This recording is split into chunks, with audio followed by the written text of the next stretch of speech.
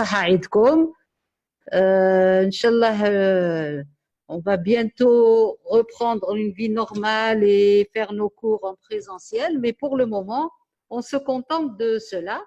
Ce que je peux dire, c'est que vous avez une déléguée très active, mademoiselle Chellel Zahra, je ne sais pas si elle nous écoute. Et donc là, on va faire le cours sur les cardiomyopathies.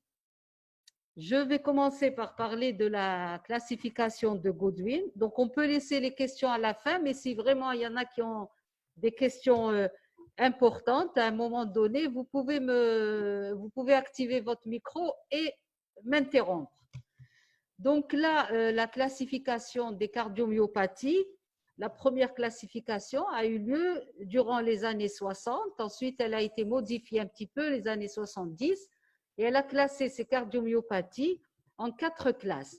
Les cardiomyopathies dilatées, les cardiomyopathies hypertrophiques, cardiomyopathies restrictives et les cardiomyopathies oblitératives. Bon, voilà, c'est professeur Hamoudi, j'enlève mon masque. J'avais peur d'une contamination par le docteur Arzouk, mais bon. Et donc, après, il y a eu une autre classification, celle de l'OMS 1995, et c'est sur celle-ci qu'on va se baser. Elle les a classées aussi en 4 classes. Les premières, c'est les mêmes, donc cardiomyopathie dilatée, cardiomyopathie hypertrophique. La troisième classe a regroupé les cardiomyopathies restrictives et les oblitératives. Et la quatrième classe, c'est la classe de la cardiomyopathie arythmogène du ventricule droit. Là, c'est-à-dire que ce n'est pas c'est une maladie qui existait déjà, mais qui n'était pas classée parmi les cardiomyopathies. Elle était classée parmi les cardiopathies congénitales, on l'appelait maladie d'Hull. UHL. Maintenant, on sait que grâce à la génétique, au développement des ultrasons et tout, on sait que c'est une cardiomyopathie. Sa place est là. Ensuite, il y a eu la classification américaine, de la Société américaine de cardiologie, qui les a classés autrement. Donc, il y a eu la classe des cardiomyopathies d'origine génétique. Et là, on a les cardiomyopathies hypertrophiques, la dernière cardiopathie dont j'ai parlé, donc arythmogène du ventricule droit, et d'autres, voilà, les calanopathies, si vous avez fait le TD si on vous a parlé du Brugada, etc. Mais sinon, retenez déjà les 2 premières. La deuxième classe, c'est celle des cardiomyopathies mixtes. Qu'est-ce que ça veut dire mixte? Ça veut dire qu'elles peuvent être ou d'origine génétique ou bien acquises. Et là, vous avez les cardiomyopathies dilatées et les cardiomyopathies restrictives. La troisième classe, c'est carrément la classe des cardiomyopathies acquises, c'est-à-dire suite à une myocardite, quelle que soit son origine, grippale, Covid, rhumatismale, etc. Cette myocardite peut rentrer dans l'ordre ou alors elle peut évoluer pour son propre compte et donner une cardiomyopathie dilatée. C'est l'interrogatoire qui va nous permettre de savoir qu'à l'origine, c'était une cardiomyopathie inflammatoire. Les cardiomyopathies secondaires, en fait, ne font pas partie du cours d'aujourd'hui puisqu'on parle des cardiomyopathies primitives, c'est-à-dire qu'on a éliminé toutes les étiologies, tant congénitales qu'hypertensives, que coronariennes, parce que toutes ces affections-là peuvent évoluer vers une cardiomyopathie dilatée, donc on dira cardiomyo secondaire. Celle-ci ne nous intéresse pas. Et d'ailleurs, vous avez dû voir dans vos différents cours, dans chaque pathologie, on vous dit l'évolution spontanée va aller vers la cardiomyopathie dilatée, que ce soit l'insuffisance mitrale, l'insuffisance aortique, une hypertension à un stade très évolué, etc. Une coronaropathie, quand la fraction d'éjection commence à baisser, à un moment donné, on arrive à la cardiomyopathie dilatée, mais secondaire à une coronaropathie. Donc, celles-ci ne nous intéressent pas, elles sont très nombreuses. On va parler justement des cardiomyopathies dilatées primitives. Je vous ai dit que selon que ces cardiomyopathies dilatées peuvent être génétiques, et c'est celles-ci qui nous intéressent, les primitives, tout comme elles peuvent être secondaires à toutes sortes d'affections. Elles sont les plus fréquentes, et dans 20% des cas, nous avons des formes familiales, c'est-à-dire génétiques, et on connaît jusqu'à aujourd'hui 11 gènes qui sont responsables de cette maladie. Elle touche le plus souvent le sujet de sexe masculin, et soit on la découvre de façon fortuite, c'est-à-dire le jeune qui part pour le service militaire par exemple, et on l'ausculte, on trouve un souffle, ou alors on fait une radiographie du thorax et on trouve un gros cœur. Soit alors il y a carrément des signes fonctionnels, de la dyspnée, des palpitations, et donc ces signes-là amènent la personne à consulter, et avec les explorations, on se rend compte que c'est une cardiomyopathie dilatée. Donc, il peut venir consulter juste pour des signes comme ça, dyspnée, palpitation, ou carrément arriver dans un tableau d'insuffisance cardiaque gauche ou globale. Globale, c'est-à-dire avec des œdèmes, avec une hépatomégalie, etc. À l'auscultation, on retrouve un souffle d'insuffisance mitrale, on peut retrouver un souffle d'insuffisance mitrale et de tricuspide, on peut retrouver un galop qui témoigne de l'insuffisance cardiaque. Et donc les souffles, là, puisqu'il y a dans cette cardiomyopathie dilatée, il y a une dilatation du cœur, donc dilatation des anneaux, ce qui explique ces fuites. Si c'est juste l'anneau mitral, il y aura l'insuffisance mitrale. Si c'est dilatation de l'anneau mitral et de l'anneau tricuspide, donc on aura ces deux souffles-là. La radiographie du thorax va montrer une cardiomégalie, c'est-à-dire un gros cœur, un indice cardiothoracique supérieur à 0,50, avec une redistribution de la circulation pulmonaire vers les sommets, et là c'est un signe d'hypertension artérielle pulmonaire. Parfois, on peut retrouver un épanchement pleural. Tout dépend du stade où on découvre cette cardiomyopathie dilatée. Si c'est un stade débutant, même la cardiomégalie ne sera pas très importante. Donc, entre un indice à 0,55 ou à 0,70, il y a quand même une grande différence. L'électrocardiogramme n'est pas typique. Vous pouvez le retrouver dans n'importe quelle autre affection.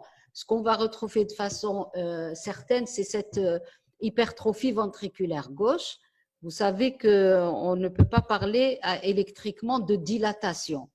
Ce sont les signes que les indices que vous connaissez, le Sokolov, le Lewis, le Cornell, qui vont nous permettre de dire qu'il y a une hypertrophie ventriculaire gauche. Dans ces cas-là, c'est de la dilatation.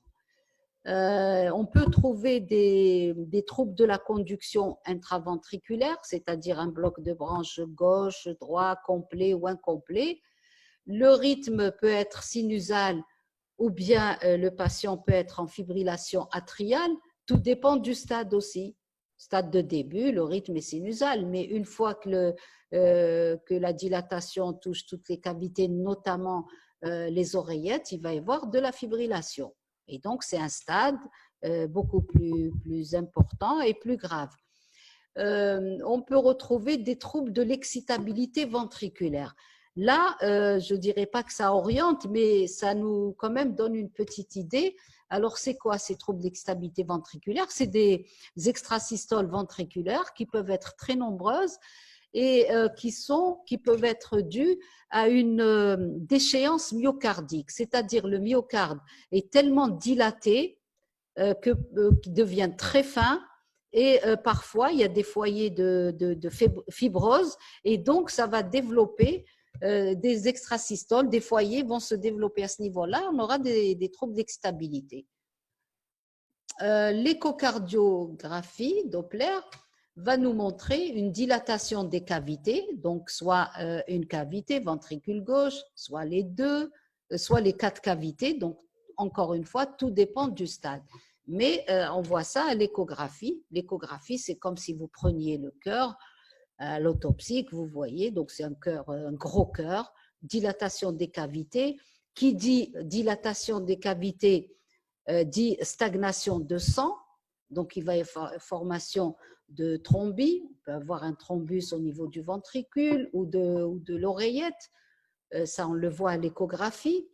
Ce que l'on calcule, c'est la fonction systolique, parce que dans ces cardiomyopathies, de façon générale, il va y avoir une altération de la fonction du ventricule gauche.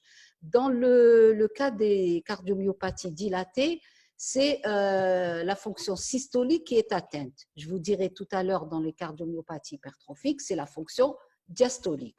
Donc là, il va y avoir une altération de la fonction systolique et c'est ce qu'on calcule, la fraction d'éjection qui est inférieure à 45%. C'est à partir de là qu'on parle de cardiomyopathie dilatée. Ce qu'il faut savoir, c'est que la fraction d'éjection normale est supérieure ou égale à 66%.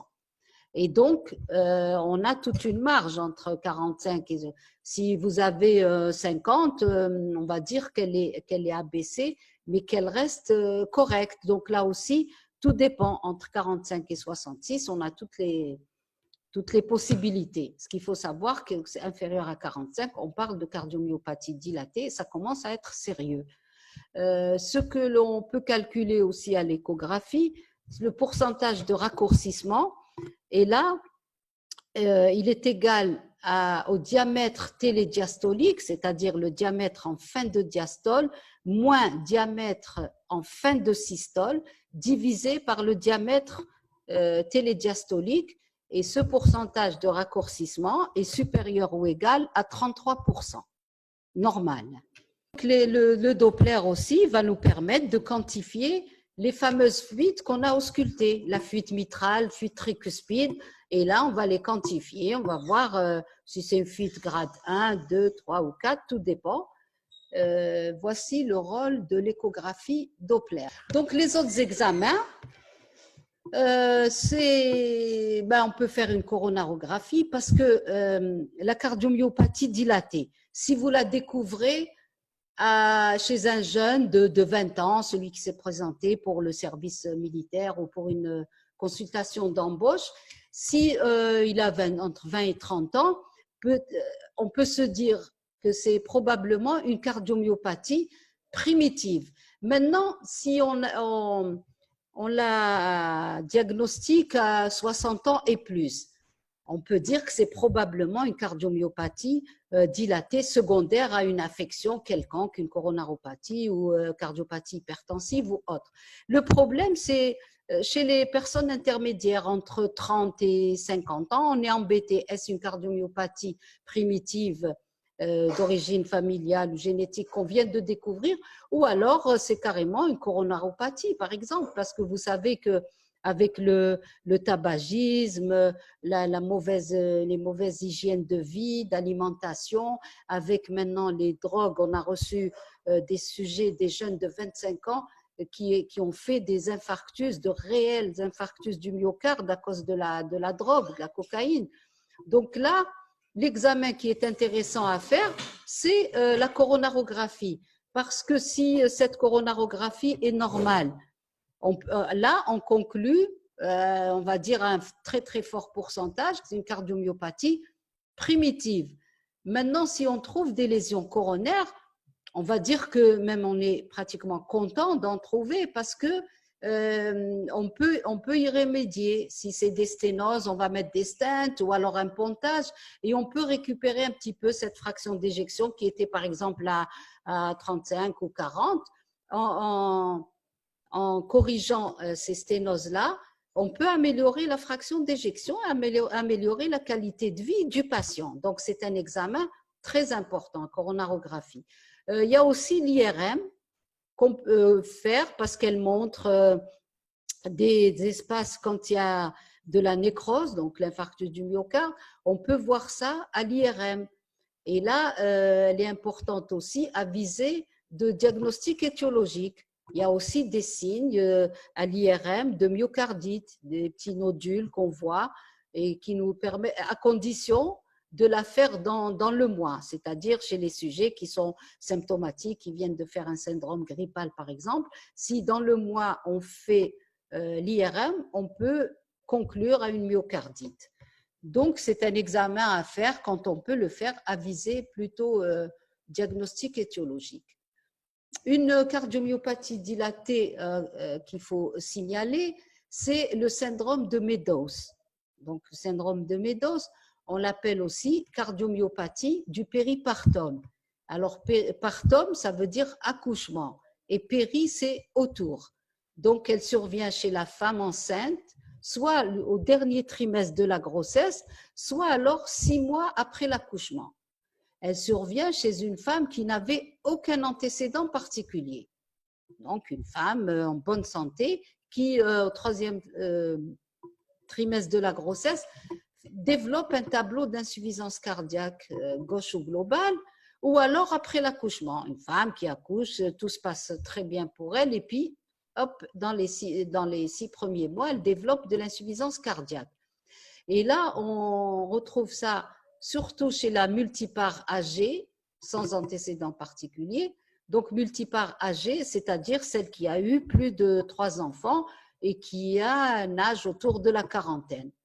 Mais, ça, c'est les études épidémiologiques qui nous le disent, mais sinon, on a eu à suivre et à hospitaliser des primipares, c'est-à-dire leur première grossesse, de jeunes primipares, 20, 25 ans, qui ont fait ça. Et d'ailleurs, du moins selon la petite expérience du service, c'est les cas les plus graves. Selon les études épidémiologiques aussi, on dit qu'elle est plus fréquente dans la race noire et surtout qu'elle récidive aux autres grossesses.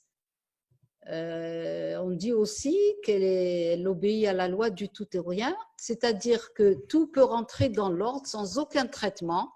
C'est des femmes qui consultent 1 ou 2 ans après pour insuffisance cardiaque. Et quand on interroge bien, elles rapportent ça à leur grossesse ou alors après l'accouchement. Elle vous dit effectivement, oui, c'est vrai, il y avait eu quelques signes, j'étais comme ça et tout ça, mais je n'ai pas consulté. Soit alors, donc la loi du tout ou rien, donc il n'y a rien eu chez elle comme traitement, mais bon, ça s'est développé de façon sournoise et puis un jour on a découvert ça. Ou alors c'est carrément le gros tableau. C'est des malades qu'on nous ramène dans pratiquement insuffisance cardiaque globale, voire état de choc, et avec le meilleur des traitements, on peut ne pas les rattraper. On en a perdu quelques-unes comme ça avec le meilleur des traitements. C'est pour ça que c'est une maladie grave. Et donc, comme on sait qu'elle récidive aux autres grossesses, ce qu'il faut préconiser, c'est une stérilisation définitive. Donc, on leur propose la ligature des trompes pour qu'au moins, si c'est des multipares qui ont déjà 3 ou 4 enfants, au moins qu'elles survivent pour leurs enfants là. Mais là, je dis bien, on propose. Le médecin propose et puis c'est une discussion de couple. Ils se concertent et puis voilà, ils sont d'accord, on envoie la dame en gynéco pour la ligature de trompe. S'ils ne sont pas d'accord, ils prennent leurs responsabilités. Comme je dis toujours, si le mari veut se débarrasser de sa femme, il va refuser. Et donc, voilà. Après, il la perd et il se remarie. N'est-ce pas, les étudiants de sexe masculin? Maintenant, pour ce qui est de l'évolution et des complications et traitements, l'évolution spontanée ne peut être que mauvaise, bien sûr. Donc, ça va être l'insuffisance cardiaque 1 fois, 2 fois, 3 fois, mais après, quand on fait une insuffisance cardiaque globale, en général, la durée de survie est en moyenne 3 ans. Donc là, l'évolution spontanée est très mauvaise. C'est pour les complications. Qu'est-ce qu'on peut avoir comme complications? Il y a 4 types de complications, comme dans toutes les cardiopathies que vous avez étudiées ou que vous allez étudier.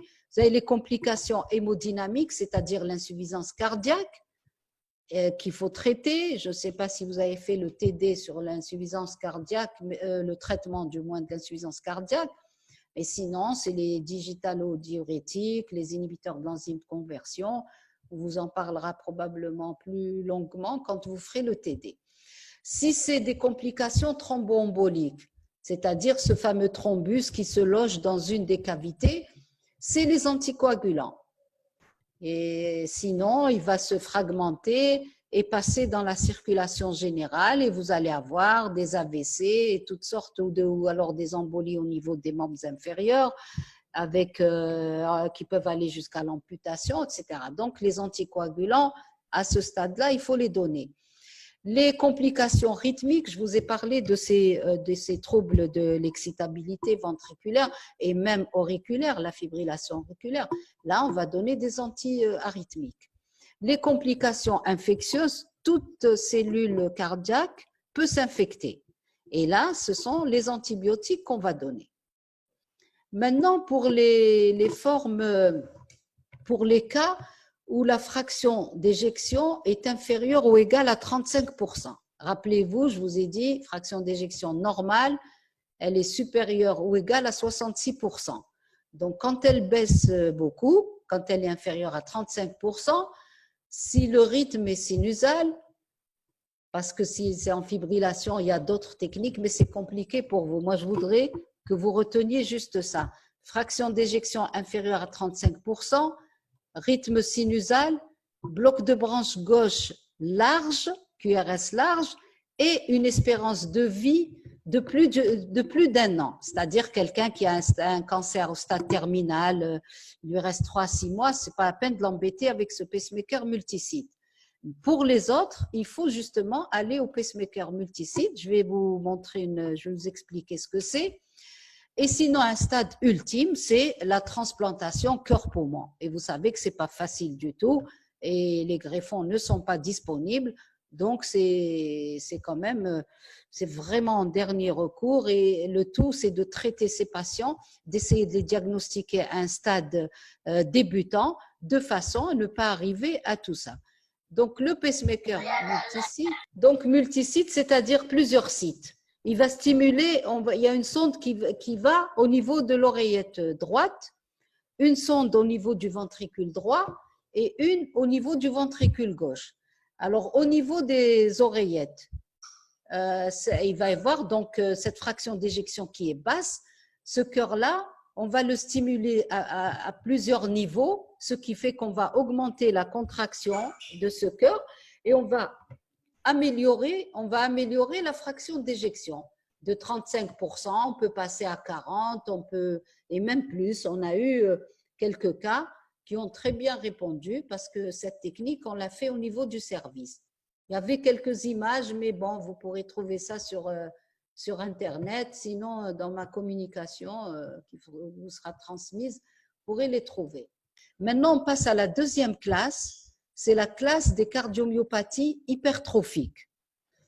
Et là, donc c'est de l'hypertrophie qui va toucher essentiellement le ventricule gauche. Dans la plupart des cas, dans 90% des cas, elle touche le ventricule gauche. Et au niveau du ventricule gauche, c'est surtout le septum. C'est pour ça qu'on l'appelle, qu'on dit qu'elle est typiquement asymétrique.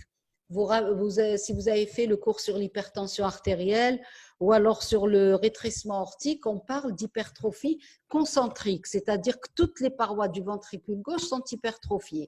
Dans la cardiomyopathie hypertrophique primitive, c'est essentiellement le septum qui est hypertrophié. Mais ça peut, je vous dis, dans 90% des cas, dans les cas restants, c'est soit toutes les parois, soit seulement la pointe. Et on parle à ce moment-là d'hypertrophie apicale. Mais elles sont rares, celles-ci. Ça peut toucher le ventricule droit. On parle de cardiomyopathie hypertrophique biventriculaire.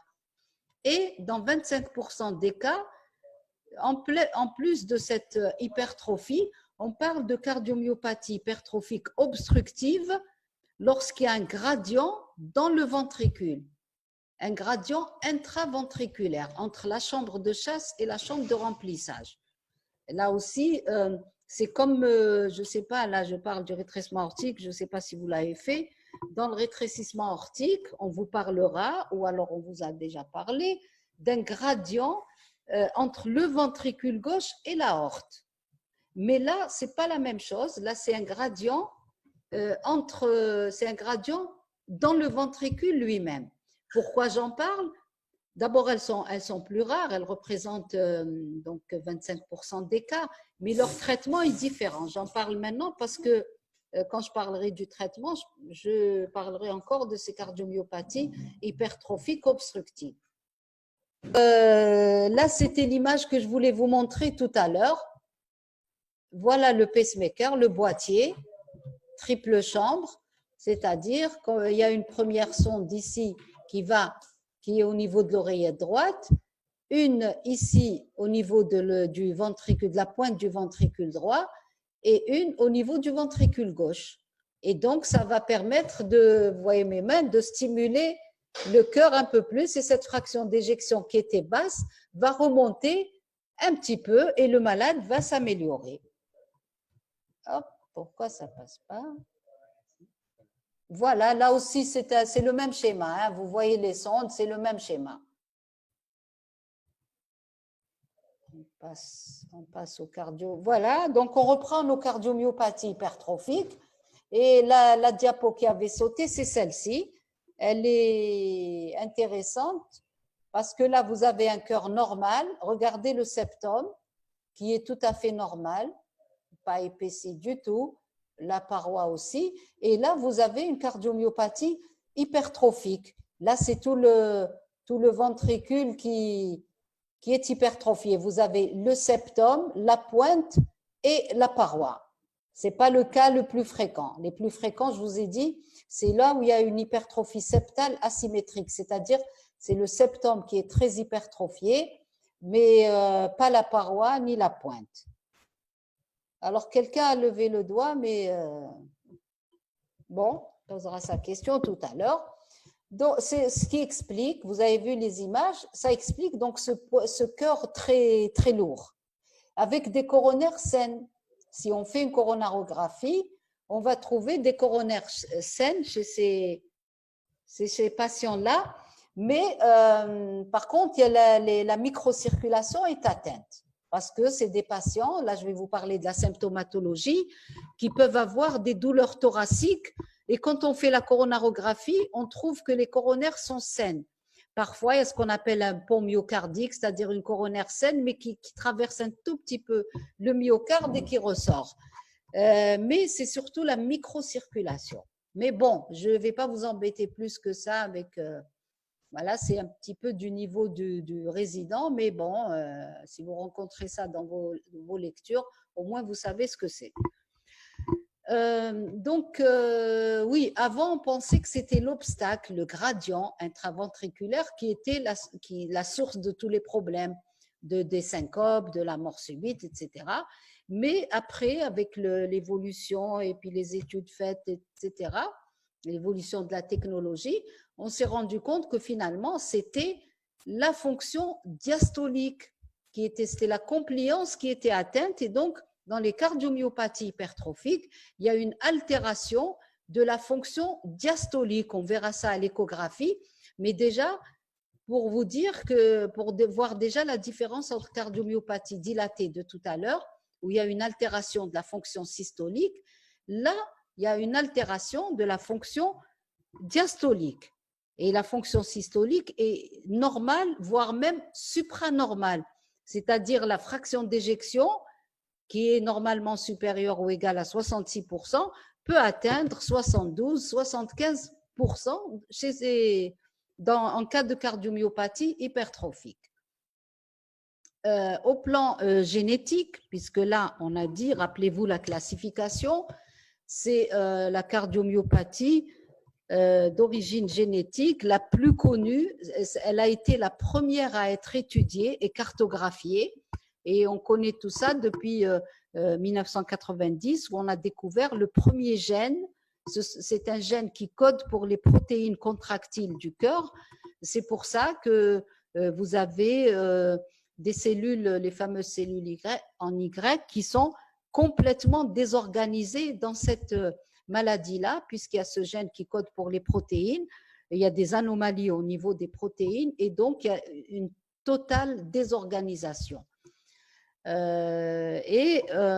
le premier gène a été découvert en 90, mais après, il y a eu plusieurs gènes de découvert, il y en a eu une bonne douzaine. Et comment on fait? C'est un simple prélèvement veineux, prélèvement sanguin. On fait l'extraction d'ADN et on étudie cet ADN-là, on recherche les fameux gènes qu'on connaît. Il suffit d'avoir un gène pour développer cette maladie. C'est pour ça qu'on dit que c'est une maladie monogénique. Voici la liste de tous les gènes qui ont été découverts. Donc, ils codent tous pour les protéines, pour les chaînes légères, les chaînes lourdes, l'alpha-tropomyosine, protéine C, etc. Voici l'enquête qu'il faut faire en cas de cardiomyopathie hypertrophique. Donc, quand vous avez un sujet chez qui vous faites le diagnostic de cardiomyopathie hypertrophique, vous avez par exemple un jeune qui est en train de faire un match de foot ou autre et qui fait une syncope, il va aux urgences, on l'interroge, on fait des examens, l'examen type, l'examen clé pathognomique de diagnostic, c'est l'échographie, on va arriver à ça, mais il faut pas oublier de faire l'enquête familiale puisque c'est une maladie génétique familiale dans 66% des cas, il s'agit de forme familiale. Donc, ce que vous voyez là avec la flèche, c'est le cas index ou cas propositus.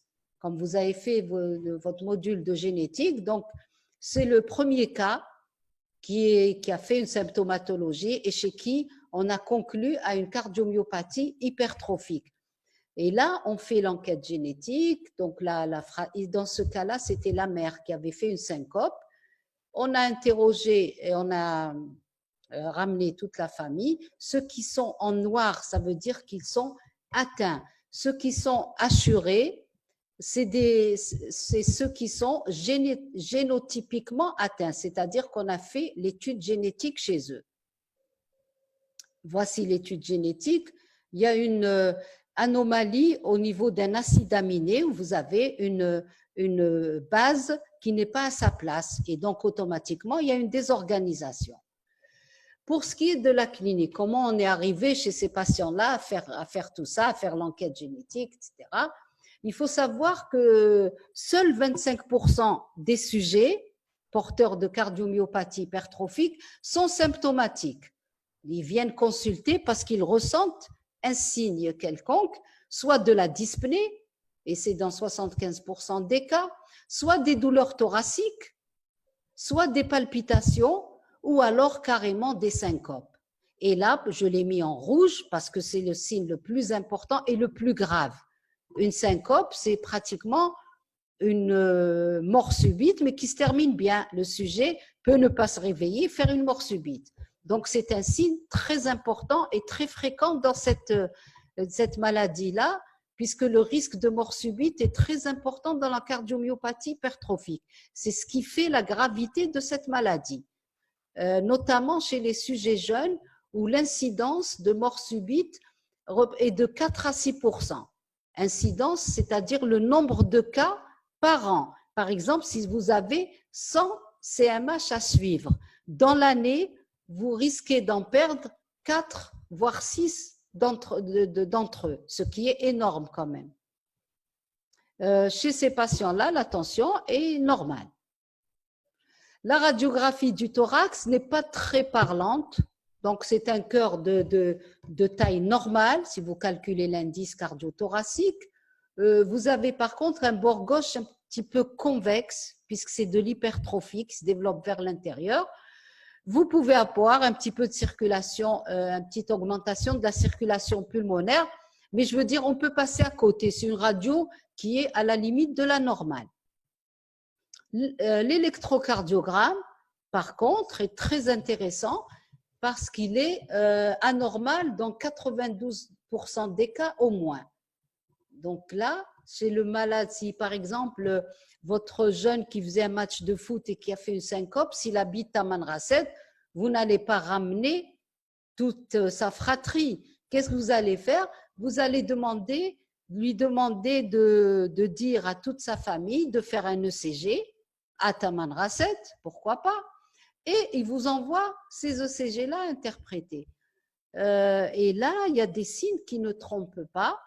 Si on retrouve ces signes-là, on peut conclure qu'il la personne à qui appartient cet ECG est atteinte de CMH. Alors, quelles sont les anomalies les plus fréquentes? Vous avez des troubles de la repolarisation, c'est-à-dire de l'onde de T ou du segment ST, des T négatives, positives, sus-décalage, sous-décalage, toutes sortes de troubles de la repolarisation. Vous avez une hypertrophie ventriculaire gauche et des ondes Q anormales ou ondes Q de pseudonécrose, c'est-à-dire comme les ondes Q d'infarctus du myocarde. Et là, vous n'êtes pas obligé de retrouver ces trois signes-là. Vous pouvez en avoir un seul, ou alors deux, ou tous les trois. Mais si vous les avez, dans ce contexte d'enquête familiale, vous pouvez pratiquement être sûr. Vous regardez ici, la valeur prédictive positive est de 100%. Dans ces cas-là, le CG est égal à l'échocardiographie. Les autres anomalies que vous allez retrouver, vous pouvez trouver n'importe quoi, de la fibrillation atriale, Wolff-Parkinson-White, mais je veux surtout insister sur les TVNS, c'est-à-dire tachycardie ventriculaire non soutenue. Elles sont présentes dans 25%. Retenez ce terme puisque je vais vous en parler après pour le pronostic.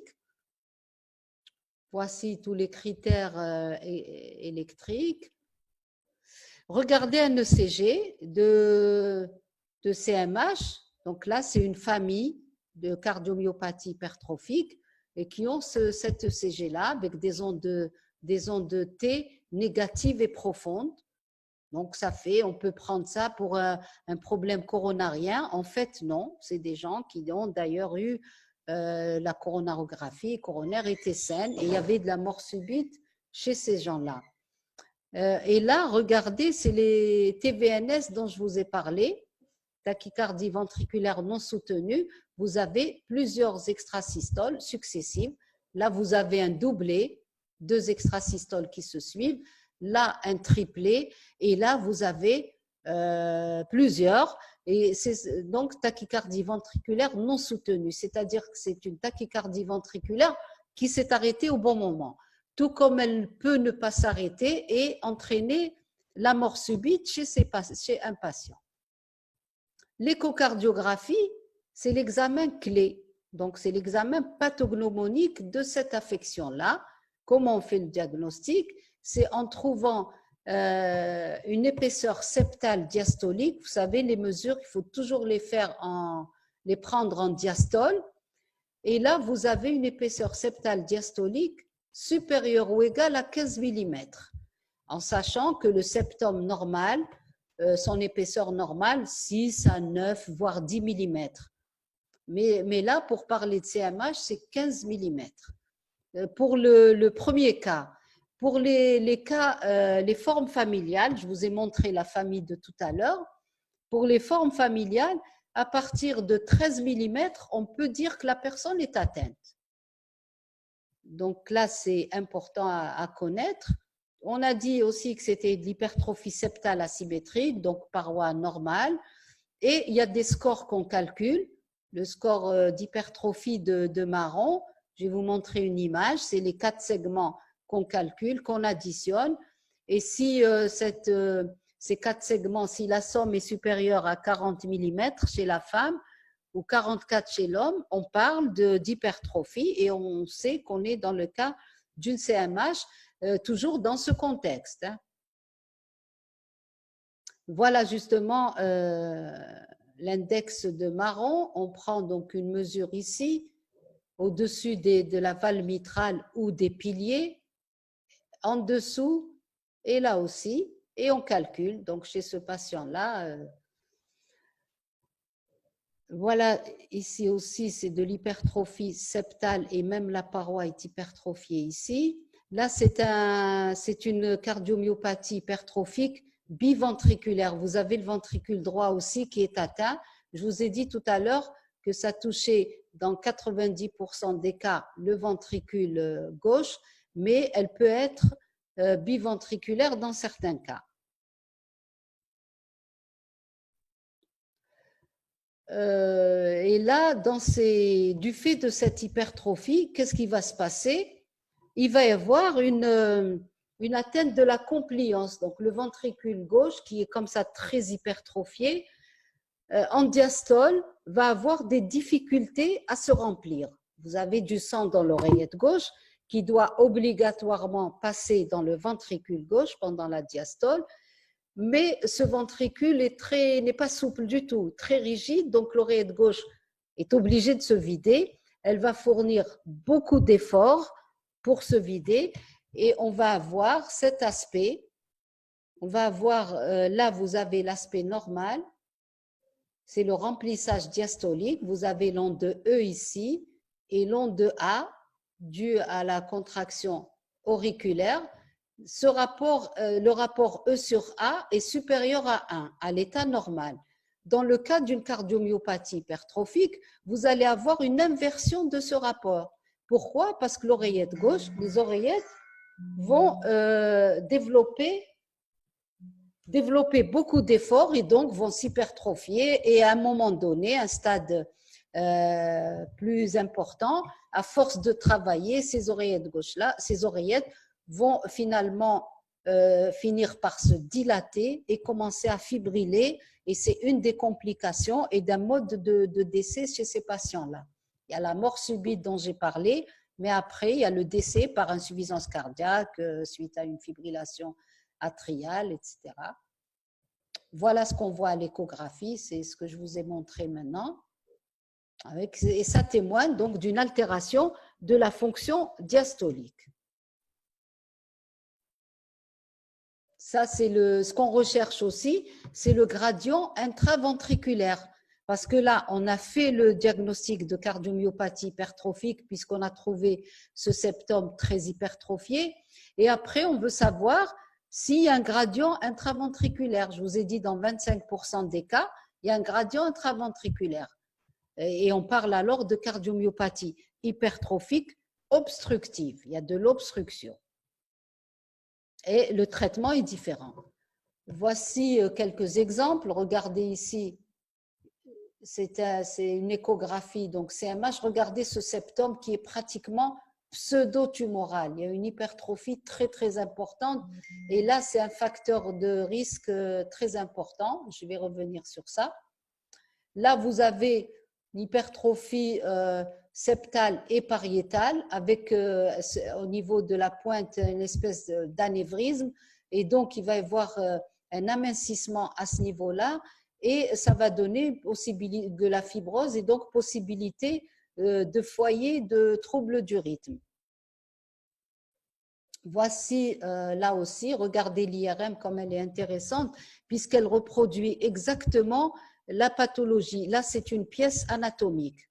Donc, une pièce qu'on a prise suite à l'autopsie et l'IRM retrouve exactement la même chose.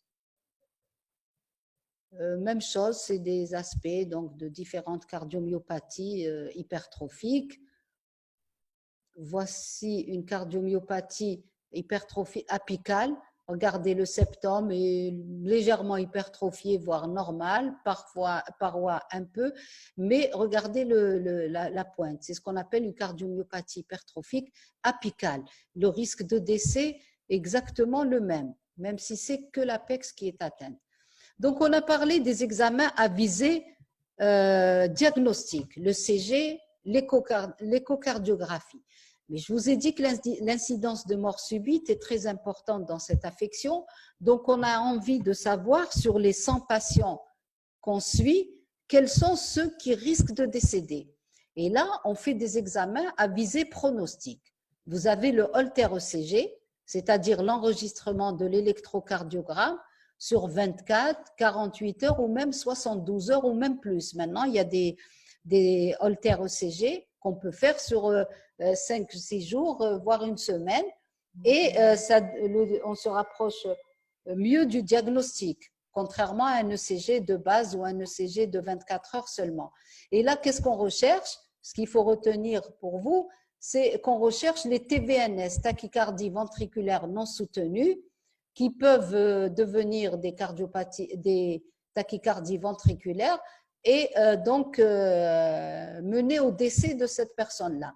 les personnes chez qui on trouve ces TVNS sont des personnes à risque de mort subite. Et là, il y a des possibilités de traitement, j'en parlerai tout à l'heure. Le deuxième examen, c'est l'épreuve d'effort, examen à visée pronostique. Là aussi, quand on fait une épreuve d'effort, prenez un patient, bon, dommage que vous n'ayez pas d'examen pratique, mais bon, Inch'Allah, il y aura la possibilité de le faire, même si c'est des stages en plus, etc., pour voir un peu ce qui se passe à l'épreuve d'effort. L'épreuve d'effort, on met le patient sur tapis roulant et on prend la tension à l'état basal, on fait un ECG un ECG et on augmente progressivement les paliers. Toutes les 3 minutes, on passe à un palier au palier suivant. Donc, on augmente la pente, ce qui fait que ça devient de plus en plus difficile. Chez un sujet normal, la tension va augmenter proportionnellement à cet effort. C'est-à-dire, si vous prenez un sujet, il a 120 de systolique, au deuxième palier, il passe à 130 ou 140, troisième palier, 160. Donc, c'est tout à fait normal puisque la fréquence cardiaque augmente. Vous avez la formule, le débit, la pression artérielle, la fréquence cardiaque. Chez un sujet qui a une cardiomyopathie hypertrophique, il peut suivre ce même schéma. Sa pression artérielle peut augmenter. C'est tout à fait, c'est normal. Par contre, chez certains, ils commencent à 120 mm de systolique. Au deuxième palier, il reste à 120. Troisième palier, la tension peut baisser à 110 ou à 100. Et là, on parle d'inadaptation tensionnelle à l'effort et donc d'instabilité hémodynamique. C'est-à-dire que chez ce patient-là, s'il court ou s'il fait un match, s'il court, s'il court derrière son bus, par exemple, il va faire un arrêt cardiaque, il va tomber, faire un état de choc et mourir. Donc là, c'est un patient qui risque de faire une mort subite et il est dans le lot de ceux qui sont les plus graves, on va dire. Donc, chez ces patients-là, on va leur donner certaines recommandations et traitements et les surveiller beaucoup plus que les autres. Voici les examens à visée pronostique qu'on peut faire. Un autre examen, bon, je vais le retrouver après, j'aurais dû en parler un peu avant, ça ne fait rien. Donc là, ces patients-là, vous en avez certains qui vont évoluer le plus normalement du monde et décéder, par exemple, à 90 ans ou alors être écrasés par une voiture ou autre. Et vous avez ceux qui risquent de mourir, qui risquent de faire une mort subite. Et là, ce qu'on peut faire pour eux, c'est mettre un défibrillateur automatique implantable. C'est le une pyramide. Vous avez ceux qui sont à bas risque.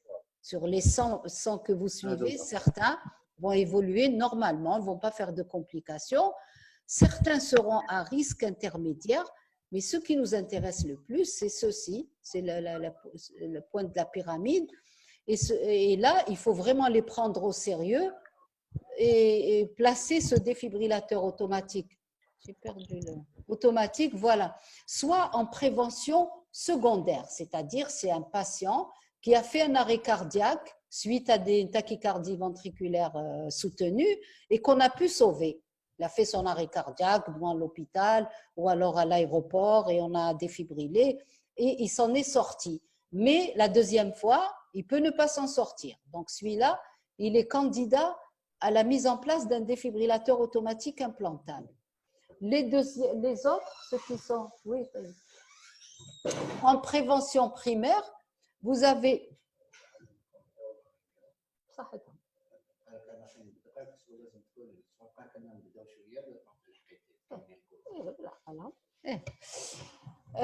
donc ceux qui sont en prévention primaire, c'est ceux chez qui il y a des morts subites familiales, c'est-à-dire vous faites dans une famille, il y a eu 1 ou 2 décès de façon subite, et chez celui-là, vous trouvez une cardiomyopathie hypertrophique. N'attendez pas qu'il décède. Il faut lui placer son défibrillateur automatique implantable. Vous avez aussi ceux qui font des syncopes inexpliquées. Vous avez exploré cette syncope à fond. Vous avez éliminé toutes les étiologies, ORL, neurologiques, etc. Et il a de l'hypertrophie. Il faut lui mettre un défibrillateur automatique implantable. Vous avez ceux dont j'ai parlé tout à l'heure au Holter ECG qui font des tachycardies ventriculaires non soutenues multiples. Il ne faut pas attendre la tachycardie ventriculaire qui va l'emporter. Il faut lui mettre un défibrillateur automatique implantable. Vous avez ceux qui font une adaptation tensionnelle à l'effort, l'épreuve d'effort, et ils font cette adaptation, ils font cette instabilité hémodynamique. Il faut leur mettre un défibrillateur automatique implantable. Et vous avez ceux qui ont une très forte hypertrophie septale asymétrique. Et là, ceux-là, regardez ici ce graphe, cet histogramme, en jaune, ceux qui ont une hypertrophie septale supérieure à 30 mm, rappelez-vous le diagnostic à partir de 15 mm, si vous avez un septum à 30 mm, c'est énorme. Chez ces gens-là, 16% vont décéder de mort subite. C'est très important. Et donc là, il faut leur mettre un défibrillateur automatique implantable. Donc ça, c'est la stratification du risque de mort subite. Alors, cette mort subite peut avoir plusieurs morts subites. Donc, la mort subite, là, vous avez le substrat qui peut… Donc, je vous ai parlé de cette désorganisation des cellules myocardiques. Pour arriver à la tachycardie ventriculaire, soit vous avez cette fibrillation atriale, soit l'ischémie myocardique. Je vous ai dit qu'il y avait une atteinte de la microcirculation, soit vous avez le gradient qui est très important, ou alors l'exercice intense, et donc ça va stimuler ces cellules anormales et on va avoir une tachycardie ventriculaire qui est mortelle. Les autres examens diagnostiques, avant, on faisait du phono, on faisait d'électrophysiologie, etc. Mais bon, on ne les fait plus. Les examens qui sont intéressants à être faits, c'est l'IRM, parce qu'elle peut, surtout si à l'échographie, c'est une forme apicale et si le patient n'est pas échogène, la meilleure façon de faire ce diagnostic, c'est de faire l'IRM. Je vous ai montré des images IRM tout à l'heure avec la teinte de la pointe. La scintigraphie aussi est intéressante. Elle peut nous montrer les formes qui vont faire aussi des troubles du rythme à cause de la fibrose qui se développe chez ces patients-là. Les examens génétiques, je vous ai dit tout à l'heure pour les examens à visée pronostique, j'ai parlé du Holter et de l'épreuve d'effort, mais il y a aussi les examens génétiques. Sauf que c'est des examens qu'on fait à visée, on fait dans le but de la recherche, c'est tout.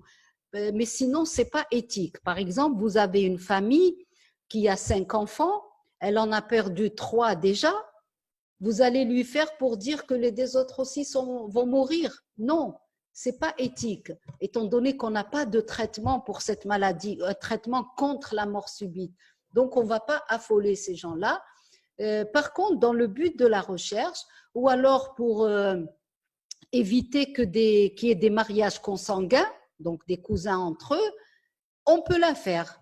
Regardez regardez par exemple avec… évidemment, il y a des mutations qui sont plus graves que d'autres. Par exemple, là, il y a plusieurs types de mutations. Si on prend cette première mutation, glycine, glutamine, les malades décèdent comme tout le monde, c'est-à-dire à un âge avancé. Ce ne sera pas la CMH qui va les emporter. Par contre, si vous prenez cette mutation, valine, méthionine, regardez, vous avez 50% des sujets décèdent à l'âge de un peu plus de 20 ans. C'est énorme. 50% décèdent à 20 ans et plus. Donc là, c'est une mutation morbide très importante. Et là, si c'est la fameuse famille qui l'a, bon, malheureusement, les autres vont suivre. Donc, il n'y a pas de diagnostic différentiel dans la cardiomyopathie hypertrophique. Soit on est mauvais cardiologue, on vous envoie le patient, on vous dit il a de l'hypertrophie, c'est une CMH, vous faites l'échographie, vous vous rendez compte que c'est un rétrécissement aortique. Le cardiologue n'a pas fait son travail, il n'a pas pris le gradient entre l'aorte et le ventricule, il n'a pas calculé la surface, il n'a pas vu que les sigmoïdes étaient remaniés, etc. Donc, ce n'est pas un diagnostic différentiel. Vous avez aussi, on vous envoie un malade pour CMH, vous prenez la tension, vous trouvez une systolique à 240. C'est un hypertendu, c'est de l'hypertrophie secondaire à l'hypertension artérielle. Le seul diagnostic différentiel, c'est le cas du sportif. Et là, c'est le cas du sportif. Mais là, comme je dis toujours, c'est le sportif de haut niveau, pas celui qui va à Bouchaoui le vendredi.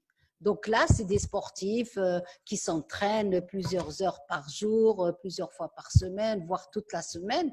Le cœur étant un muscle, il va s'hypertrophier, mais généralement, il arrive à 13, mais pas plus. Et dans les cas où on trouve quand même une hypertrophie entre 13 et 15 mm, là, on suspecte fortement une CMH. C'est ce qu'on appelle la zone grise. Chez les haltérophiles, etc., ceux qui font vraiment des efforts très soutenus, il y a de l'hypertrophie. Si c'est supérieur à 16, là, on est sûr que c'est une CMH chez un sportif. Maintenant, pour entre 13 et 15, on est quand même embêté. Parce que si c'est une CMH et on le laisse faire du sport, il va faire une mort subite. Et si ce n'est pas une CMH, on ne va pas l'arrêter si c'est un sportif d'élite. Donc là, l'échographie chez ces patients-là, chez ces sportifs, pardon, on va trouver de l'hypertrophie, certes, mais elle est harmonieuse, elle touche toutes les parois. La cavité n'est pas, la cavité est plutôt agrandie, elle n'est pas petite comme dans les CMH. Et surtout, il n'y a pas d'atteinte de la fonction diastolique. La fonction diastolique est tout à fait normale, le rapport E sur A est normal. Donc, ce qu'on peut faire chez ce sportif-là, une fois qu'on a fait l'écho, on est un petit peu orienté, mais quand même, la maladie est tellement grave qu'il faut pousser un peu plus. Donc, vous faites l'enquête familiale. L'enquête familiale, déjà l'interrogatoire, est-ce qu'il y a des morts subites dans la famille? Est-ce qu'il y a des personnes jeunes mais porteuses de pacemaker? Donc, ça doit vous faire penser au défibrillateur automatique implantable, par exemple. J'en parlerai juste après. Mais surtout la mort subite dans la famille. Et là, il y a aussi ce qu'il faut faire aussi, c'est le déconditionnement. Donc, ce sportif, vous lui arrêtez tout entraînement pendant 8 à 12 semaines et vous refaites l'échographie, préférentiellement par le même opérateur. Comme ça, il va être plus objectif.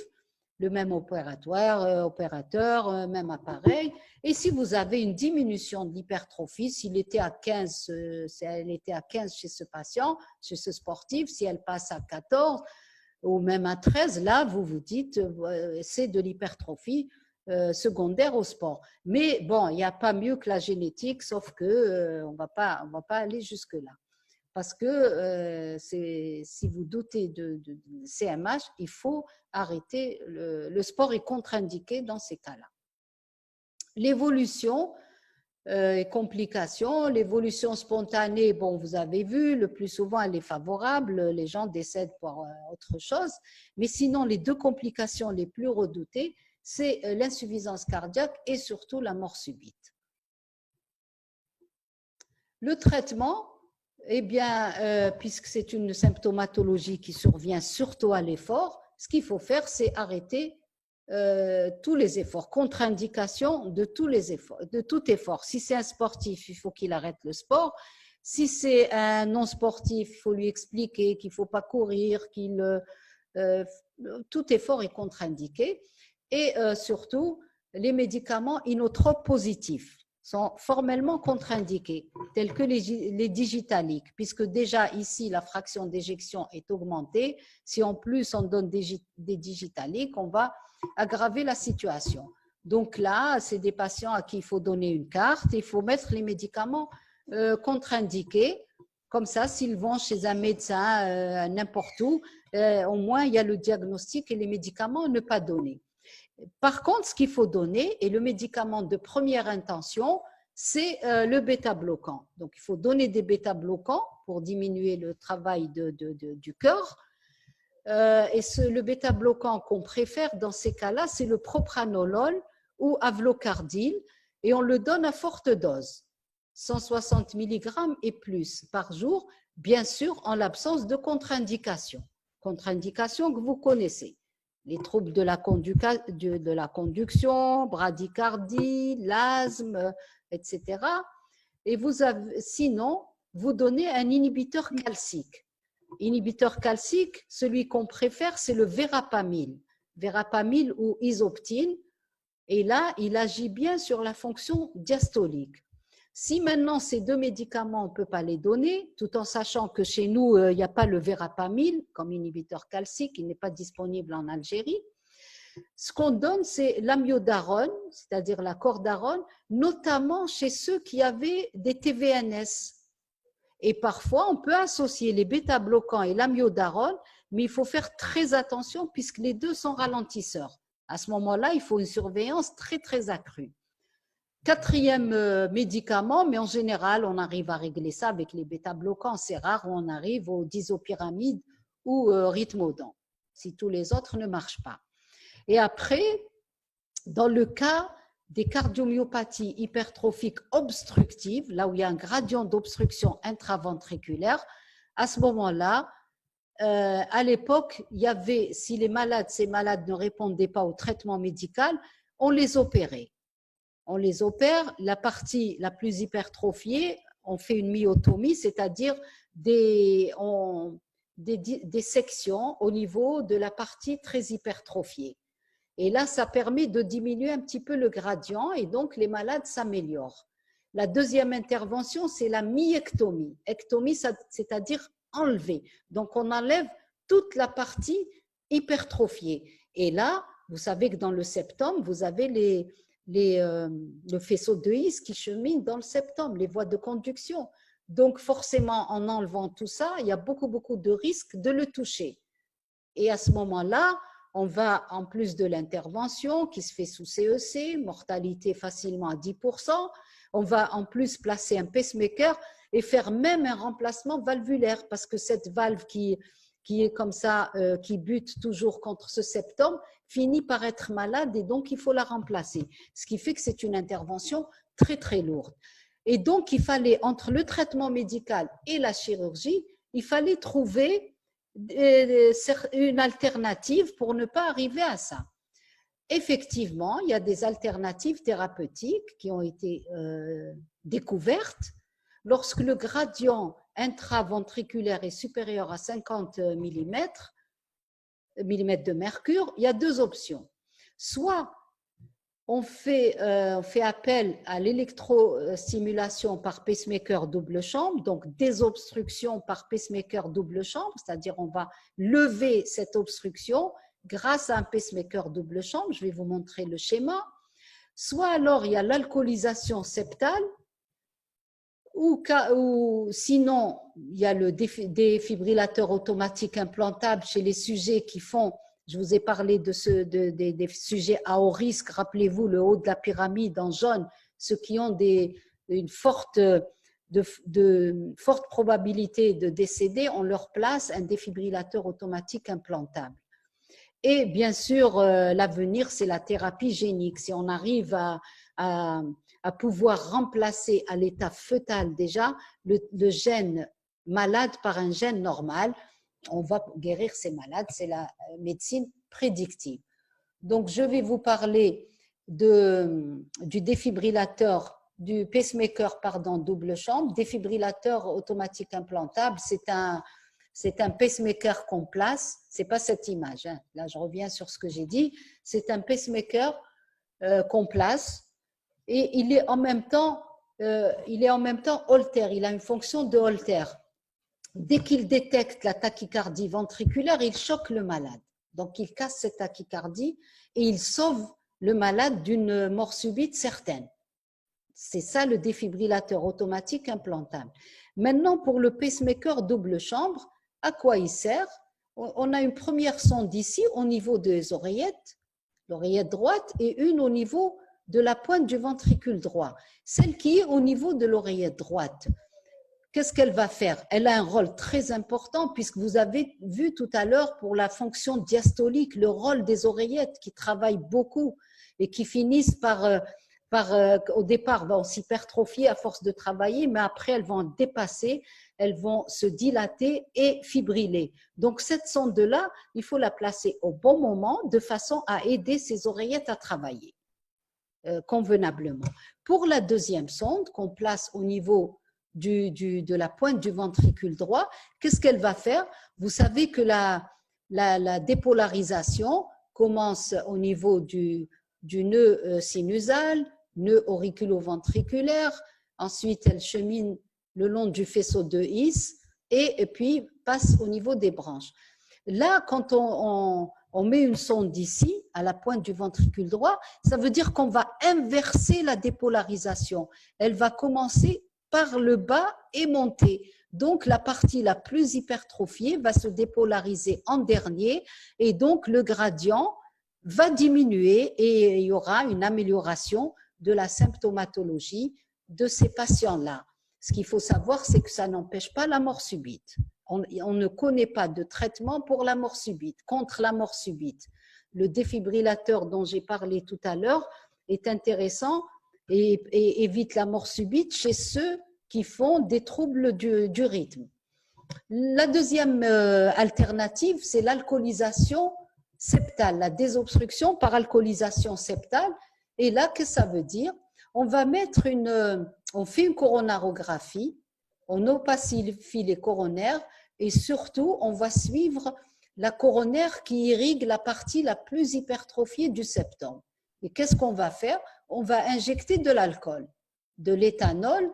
Qu'est-ce qui va se passer?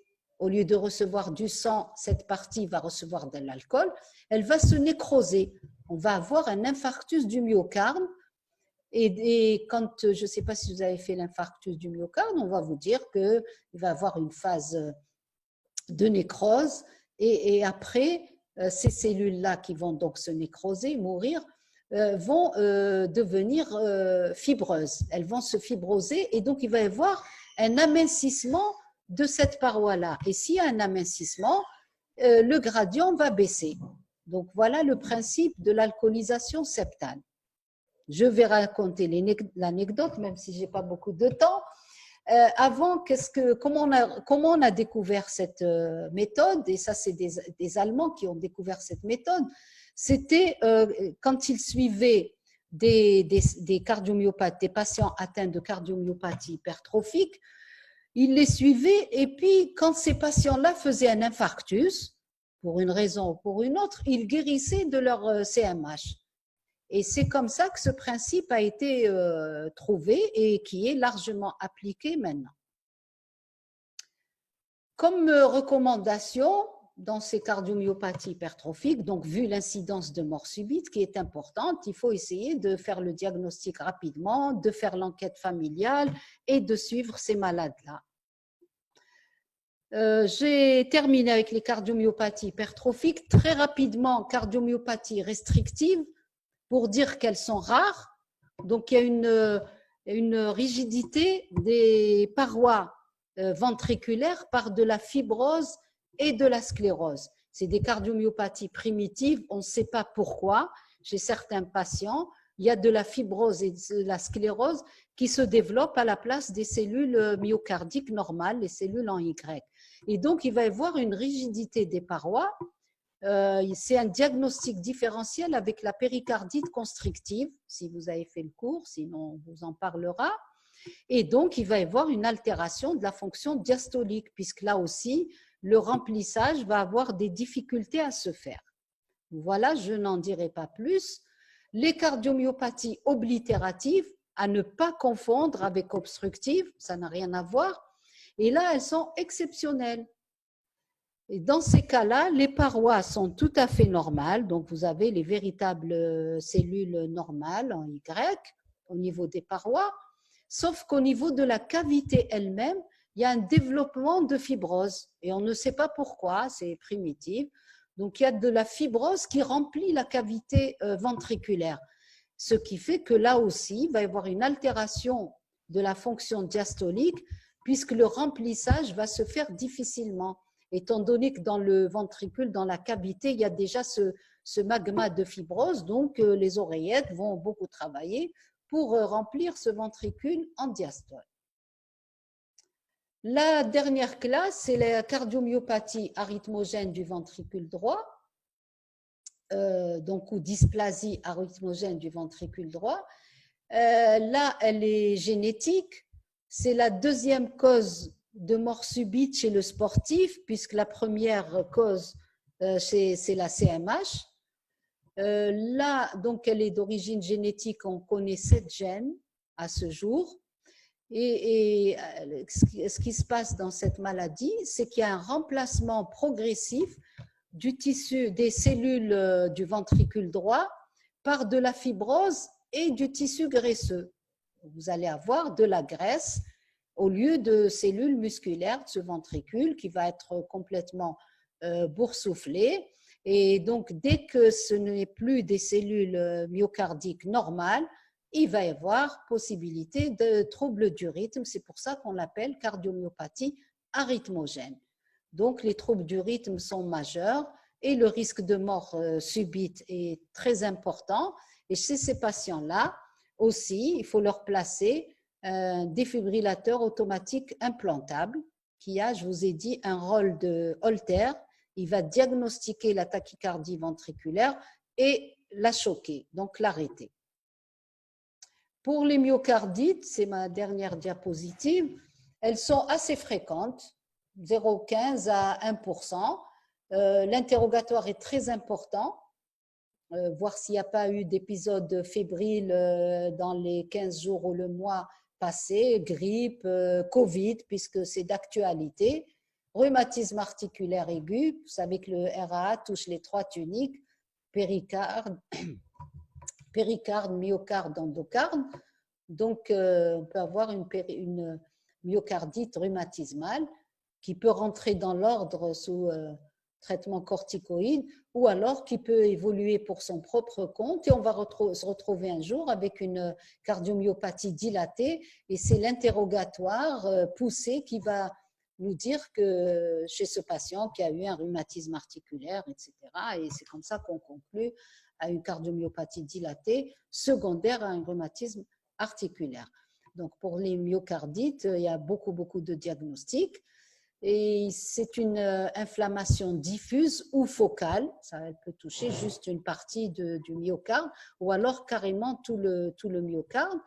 On les classe selon la classification anatomoclinique de Lieberman. Elles peuvent être soit fulminantes, mais alors là vous avez le décès, mais très rapidement de ces patients-là. Peut-être que dans les cas de Covid actuels, peut-être qu'il y a des décès par myocardite comme ça fulminante. Vous avez la myocardite aiguë, donc elle donne un petit peu le temps au traitement et ça permet de sauver les patients. Et vous avez les myocardites chroniques actives ou alors les chroniques persistantes. Et ça évolue après vers la cardiomyopathie dilatée. Les étiologies, je l'ai dit, elles sont multiples. Le diagnostic n'est pas facile parce que le CG va vous montrer toutes sortes d'anomalies, comme dans les cardiomyopathies dilatées, donc ce n'est pas spécifique du tout. La radiographie du thorax va montrer un gros cœur, là non plus, ce n'est pas spécifique. L'échographie, là aussi, une atteinte de la fonction systolique, des cavités dilatées, mais on n'en sait pas plus. La biologie, les CPK sont élevés dans ces cas-là, les troponines aussi. Ce qui est intéressant, c'est de rechercher des anticorps anti-myosine qui peuvent orienter un tout petit peu, mais ils restent peu spécifiques. L'IRM, par contre, est intéressante. Elle montre des nodules évocateurs, mais si elle est faite dans le premier mois, je l'ai dit tout à l'heure, si elle est faite précocement, on peut faire le diagnostic.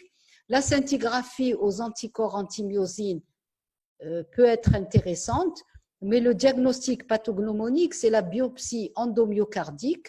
mais seulement elle est exceptionnellement, voire pas faite du tout, parce que c'est quand même un examen invasif où il y a une mortalité qui peut aller jusqu'à 0,5%.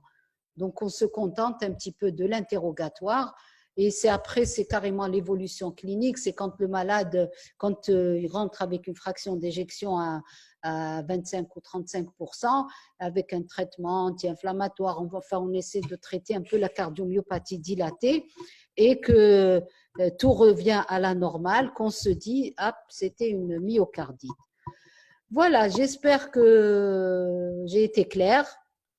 De toute façon, vous aurez donc ce cours et vous pouvez le passer pour ceux qui n'ont pas pu assister. Merci pour ceux qui sont restés jusqu'au bout. J'ai été peut-être longue. Et au plaisir de vous voir et de vous parler de vive voix. Au Sahaïd, comme encore une fois.